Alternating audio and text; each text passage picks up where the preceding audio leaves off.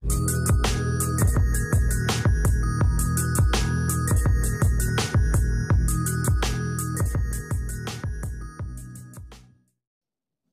guys, kita bertemu lagi untuk perkongsian kisah-kisah kehidupan. Terima kasih atas sokongan Anda semua. Sebelum itu, bagi rekan-rekan yang ingin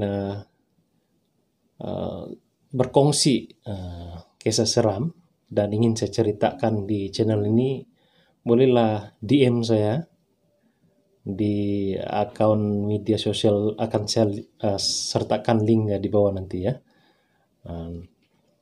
Jika berkesempatan, saya akan coba ceritakan kisah-kisah Anda di channel ini. Di kisah saya sebelum ini, saya ada bercerita tentang kehidupan saya di asrama, yang mana saya tinggal di asrama itu daripada tingkatan 2 sehinggalah tingkatan 5. Sebenarnya dalam tempo itu ada juga beberapa kali saya meminta untuk tinggal di luar lah. Selalunya di awal tahun, yang mana pada awal tahun ini senarai atlet yang mewakili sekolah belum lagi ada, belum disenaraikan. Maka itu kesempatan untuk saya tinggal di luar lah untuk beberapa bulan, dan jika senarai itu sudah keluar dan saya tersenarai untuk wakil sekolah, maka saya akan kembali ke asrama. Untuk kisah kali ini berkaitan dengan kisah di mana saya tinggal di luar asrama lah, yaitu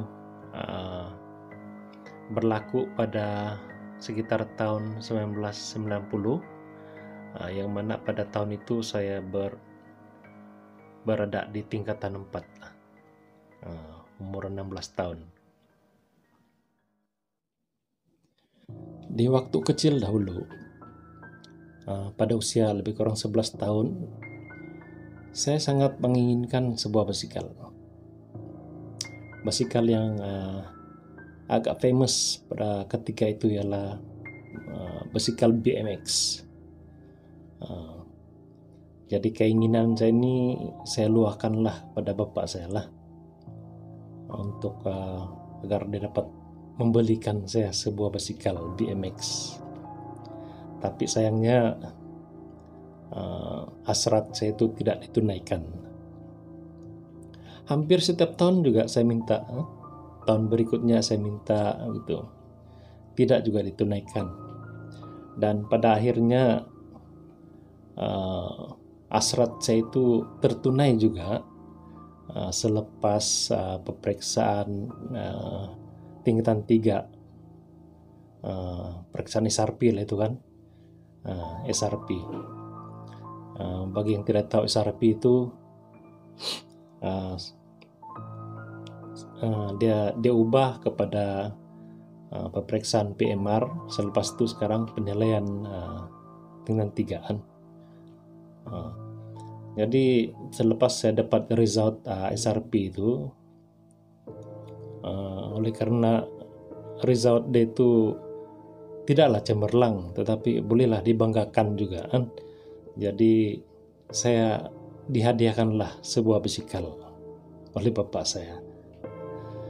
Dan basikal yang bapak saya hadiahkan pada waktu itu bukanlah BMX seperti yang saya idamkan itu, tetapi sebuah basikal, orang panggil ketika itu basikal singa.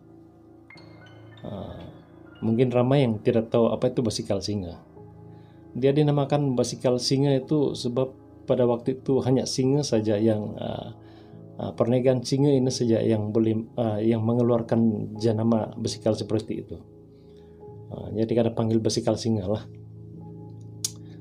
Kalau orang tengok gambar ini mungkin orang tahu lah apa basikal itu. Ya, sekarang ini kita panggilnya sebagai mountain bike lah. paling famous lah sekarang kan. Kisah saya bermula begini. Selepas sejak mendapat basikal itu, saya jarang-jarang sudah berada di rumah. Balik dari sekolah, jalan lagi. Kebaru-baruan lah itu kan, ada basikal baru. Maka terwujudlah geng basikal di kampung itu. Dalam geng basikal ini kami ada 3 orang saja. Saya, si Ham, dan si Jusman. Bukan nama sebenar itu. Dijadikan cerita begini. Pada satu hari itu, si Ham datang ke rumah, macam biasa mau ngajak saya untuk jalan-jalan lah, dengan geng basikal. Dia datang di rumah lebih kurang jam 2 begitu. Mama saya pun ada di situ waktu itu. Jadi saya suruh dia tunggu sekejap dulu. Saya bilang saya mau pergi tandas. Balik saya dari tandas itu, saya tengok si Ham tiada sudah. Saya tanya lah mama saya, mana sudah si Ham pergi? Lama mama saya cakap, lama dia jawab. Lah setelah dia jawab begini, saya pun tidak tahu kenapa saya cakap begitu tadi, dia bilang. Saya tanya lah mama saya, mama cakap apa? Dia bilang. Mama saya tidak menjawab. Oleh karena terlampau ingin tahu apa yang telah terjadi di situ, maka saya pakai baju, bawa basikal, saya pergilah rumah si Ham. Rumah si Ham pun tidak jauh juga dari rumah saya, lebih kurang 400 meter begitulah. Saya datang ke rumah dia.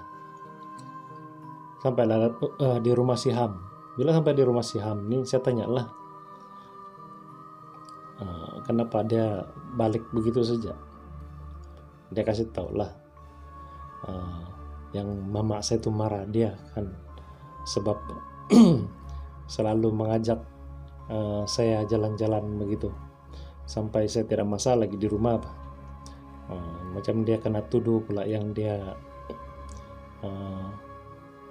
tukang bawa orang mau jalan-jalan. Begitulah. Saya kasih relax saya deh kan, biasalah saya bilang orang-orang tua begitu. Dalam kami masih bersimpang sama si Ham begitu kan, tidak lama sampai si Jusman. Bila sampai si Jusman ini, kami bercerita lah sekejap. Di kalangan kami bertiga nih, si Jusman ini antara yang paling aktif lah kalau bercakap nih. Nakal-nakal sedikit lah, paling bising lah antara kami 3. Tapi hari itu dia ini tidak begitu banyak cakap, cakap sedikit, diam gitu, bercerita kan.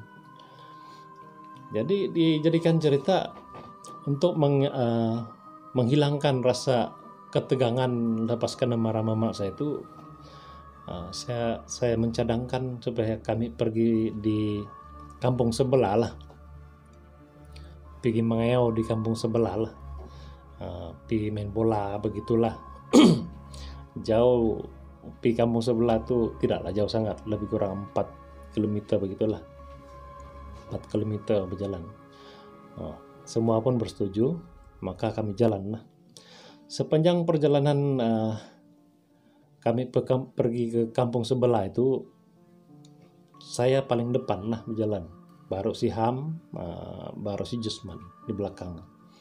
Kami cerita lah sambil berjalan kan. Tapi si Jusman yang paling belakang itu jarang-jarang ada sahutannya, macam ada sahutan pun sedikit gitu. Oke, ya sedikit lah, tidak banyak respon mah. Kami pun tidak begitu ambil kisah lah, yang penting ada kawan untuk jalan, oke lah, kira oke gitu. Tidak lama kami sampailah di kampung itu.